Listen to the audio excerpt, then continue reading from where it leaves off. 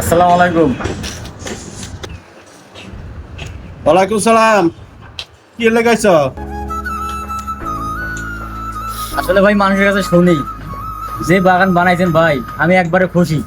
উপরে উঠে আসি। আসো দেখাই। এই যে সেটা মরিচ গাছ আছে দেখছো? আবার এই যে দেখো, এটা হলো মাংস টাটা, মোটা হইবে একটা মোটা। আবার এই যে জাম্বুরা খাইছি মাশাআল্লাহ, জাম্বুরা আর টাটা তো দেখলো। আবার এই যে ধরো একান্ডা হইতেছে, একান্ডা বাদ হইতেছে। এই তো এইভাবে গাছ। আগে এই যে দেখো মরিচ,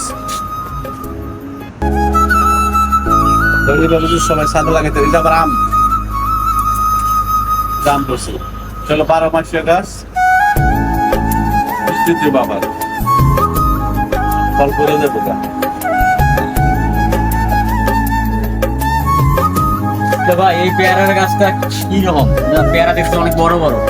এই যে নিচে দেখো পেয়ারা কত বড়, কালকাও নিচ্ছি। এই পেয়ারা কি আরো বড় বড় হইব? ওই যে আর দেখো এই যে কত পেয়ারা আরো। আপনার বাগান দিকে দিলে ভাই আমি একবারে মুক্ত। এইরকম করে ছাদে মানুষ বাগান বানাইতে পারে, আমি কল্পনার বাইরে। আর যারা যারা বাগান বানাইতে চান, আমার দুলে ভাইয়ের সাথে পরামর্শ নেন। আর এই ভিডিওটা সুন্দর মনে একটা কমেন্ট করেন। ইনশাল্লাহ দুলে ভাই সবাইকে পরামর্শ দেবে।